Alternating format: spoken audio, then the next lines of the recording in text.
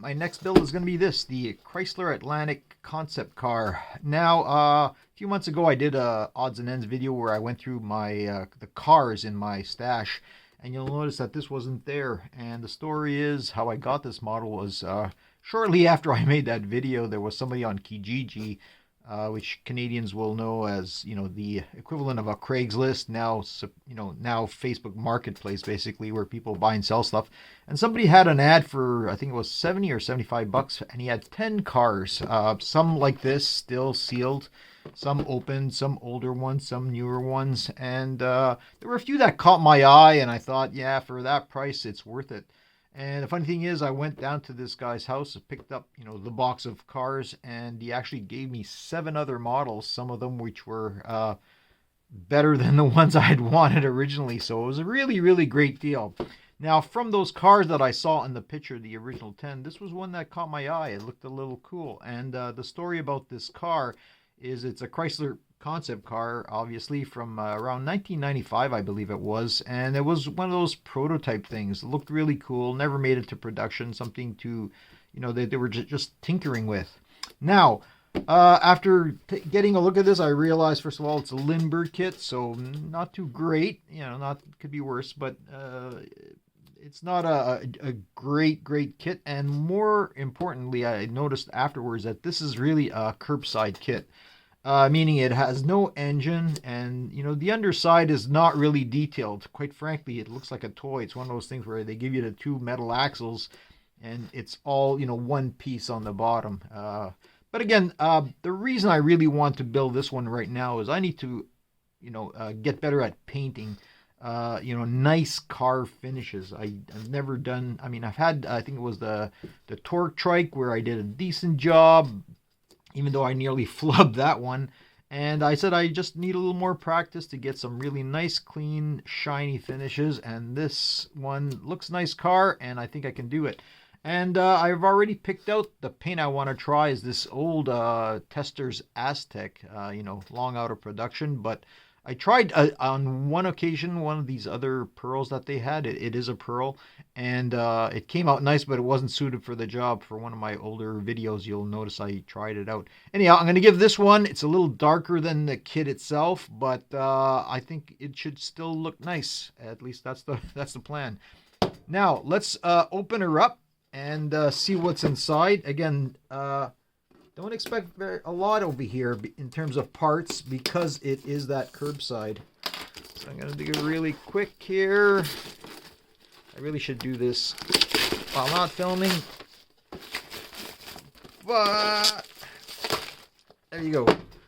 And in one of the videos I noticed they said it was one of those pop-up boxes. And of course I'm having a problem to pop it up. There you go. Okay. Ooh.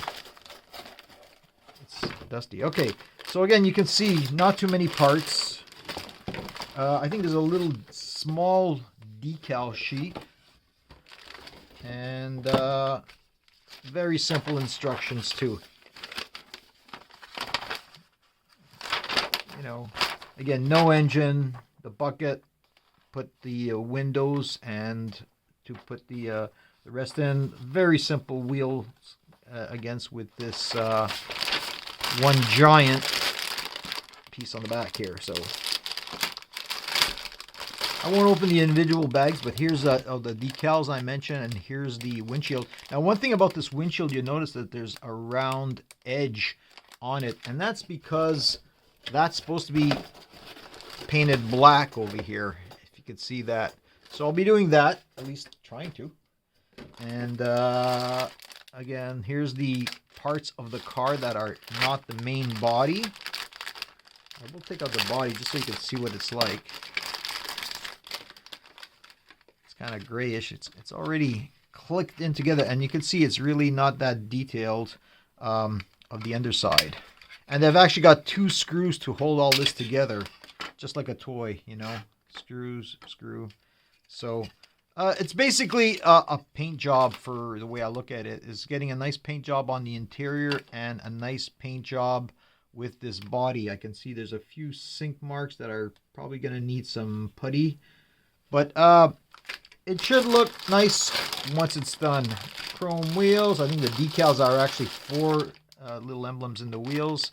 There's your screws. There's your metal axles. A few bits of chrome. The seats and the tires. Let's get building. All right, quick update from the bench over here and a few things I wanted to mention. So I went and primed everything. The interior parts, I primed them all in white because I'll be painting those different colors, and I had some reference photos from, the colors needed there, kind of a tan and then kind of a burgundy on some pieces over the top over there. Now, I paint all the exterior parts. I primed it with Style and Res, the olive green. And then right after that, I just airbrushed this, straight out of the bottle. No thinner or anything. And it came out fantastic. Really, really happy with this.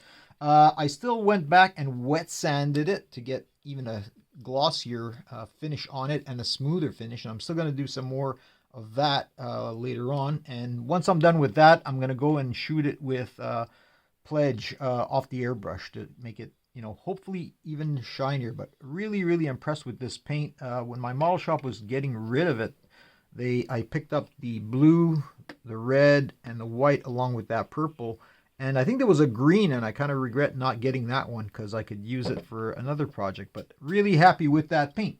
The only other thing, actually 2 things I want to mention is I haven't taken this out of the bag yet, the window, but I can see that that edge that is supposed to be painted black on the interior is actually molded right onto the part, like it's raised. So it should make it a little bit easier, and I can probably do it straight with a brush without any masking to get that black around the trim. So that's something nice that I'm happy about.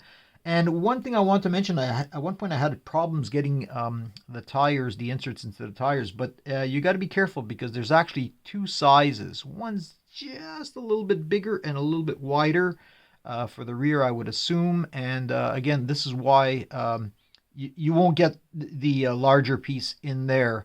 It is slightly different. So just keep that in mind. Okay, I was so close to, achieving perfection, which was, the goal of building this car to see if I can really give it a nice finish. So let me explain. First of all, I went in and I put on, there's very few decals, but I put them on after, the last segment that I filmed over here. You could see there's a little decal there. And there's a few over here, and they look beautiful. They went on no problem. Was really, really happy with that.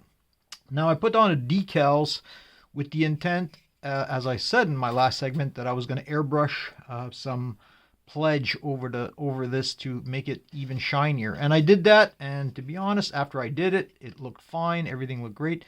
I didn't even think there was much of an improvement over the finish of this car because, the paint is such a good paint to begin with, as I mentioned. So after that, though, I had the bright idea of wet sanding it, with some 5000 grit paper over here, sandpaper. And it looked okay after I did it. I left about an hour or so, or maybe even a little bit longer, between applying the Pledge and doing the wet sand, figuring it should be dry by then. And it looked okay after running it underwater to, get all that stuff off. After I wet sanded the Pledge, but then after a while, you can see like it was kind of like the Pledge was lifting off in places, and there was smudges. And I tried to buff it out, and a lot of it actually just buffed out with a rag, soft rag, and but it wasn't working. It was a lot worse shape than it was the last time you saw this thing. So I really had no choice but to go back and paint it again, which I did. Now it's back to pretty much what you saw the last time. And the only thing I could do is for these 2 little decals, one over here and one over here, is I put a little, just a small mask, Tamiya mask tape over that so that I can keep the decal. Now, when I went to take off the mask on this one, no problem. But this one, about half the decal stuck to this little mask. So I tried to actually lift it off the mask, and I nearly did that, but then it broke apart. So I had no choice but to go back and just, paint over that to say I can't have half of a decal. And as I did that, everything was looking fine. It painted over, but there was a big last squirt out of my airbrush with this paint, and it kind of squirted it, so it's a little imperfect there. So I'll probably do a little more wet sanding on that to see if I can buff that out. But again, it was so perfect up until that point. But enough of that. Still happy with it, and I've done a few other things, as you can see over here. So first of all, I mixed, using my the color wheel to say I wanted this kind of like this burgundy. So I mixed dark brown and a dark purple craft paints. Actually, these two over here, the Decor Art and the Folk Art Outdoor Red Violet. And until I got, the color I pretty much liked. And I just brush this on over here. It took several coats because it was going over the mat, and it was all streaking. So I went over it and over it, maybe like 5 coats until I got a really, really nice consistency. And actually all those coats kind of gives it a leather look. So I kind of like that. And again, as I mentioned, the dash is kind of one color on one side and the tan on the bottom. And so is the steering wheel that'll go in there. So very happy with that. The only thing I'm not too happy with this kit is there are no decals for the display dash dials over here. So I'm going to have to look that up online, see if I can make some paper ones and put them in, maybe with some UV resin to keep them in place, and add a few accent colors to the electronics on the dash over here. But again, I'm still really, really happy the way this turned out over here. Now, I chromed the mirrors with my one of the chrome pens I have. Came out great, so we'll leave that there. And then I did a little painting on the underside over here. Not too much. Again, it's a Curbside. There's really no engine, and this is really not correct as per the the real car. But at least it gives it a different look and slightly more realistic. I mentioned how I had to put the black around the trim for both the front windshield and the rear. And what's nice again about this kit is there's actually kind of like a ledge when you're painting that. So that's like recessed. The glass is a little raised above that edge. So you just take a brush really and you go with craft paint all around it. And you shouldn't have too much trouble sticking against if you butt against that edge over there, and you can really have a nice trim. So I'm happy with that. Now the last thing I want to mention is I saw some pictures of this car with these nice oval shaped windows where they had a window kind of opened a bit, and I said maybe I can do that too by replicating using acetate to make a fake window. So all I did is I used the contour of the window over here on some thin acetate. Because it's got a slight curve, it's going to have to bend. And I'm not sure if it's going to work. I'll have to see if I could actually fit that in depending where the rest of the body goes and if it looks all right. And the idea is not to have it, fully closed window, because that would have been easy, but to have it like kind of slightly open like that. I don't know if you can see that over there, but just so you can see that there's windows in this car. And again, all I did was I went around with a marker over here to get that contour, and then I left a little bit on the bottom because I thought maybe I'll need some of that to glue it on. And then I went around, and you can sand this stuff really easy to get a nice curve to what it should look like. So I'm not sure if I'm going to keep this, if I can put them in, but that's the goal. I'm going to try. And the last thing I did is I used the Tamiya clear colors over here. Clear red on the back for the lights, the big brake lights in the back, and for the yellow or amber for the fog lights. So again, a few steps back and a few steps forward. One thing I should mention, for those decals, there are really, really, really small decals that go in the center of each tire, which I've managed to put in there, but they're hardly visible, but they're there. And the last 2 decals I have will just go on some of the the chrome emblem in the front and in the back. So hopefully, and we won't have any more mess ups. Okay, so the interior tub is done now. I ended up using, simple printed decals for the dials, and then some UV resin to cure it, so it has, a glass or plastic cover and a little sheen to it. Use a little Molotov chrome on the handles, and just a little wash on the speaker grills on the bottom. I don't know if you can even see that there, but I'll try to take a picture with a close-up picture. Now, I used, I had a hard time figuring out how to hold this, because really acetate is one of those things that nothing really sticks to it. I think I mentioned that in my blimp video, but anyhow, what I realized then is, because I had this, extra piece of plastic under it, like I extended the acetate when I cut them out for the specific purpose of trying to secure it, thinking I would be using glue over here. But there is really no glues that hold it. Even CEA glue, it tends to not stick to this acetate stuff. But then I have a bright idea. I punctured a whole bunch of holes. There's about 10-15 holes under this piece over here, and you can't see them now because what I did was I used sprue glue to put a layer under it, and then put the the windshield over it, where the sprue glue would seep through those holes. And then after that was cured and dried and solid, I went and put a little more sprue glue over the top of this. So again, it's now all tightly bound together. This is not moving at all, and I really glad I did it. I really like the look of these windows now. I don't know if you can see it, where the pane is there when you look closely to it, and you got the contour of the actual window as it would be on the car. So I really like that. Came out really great. And if you notice, like there's a line over here. Basically, don't put anything below that, and it's all secured.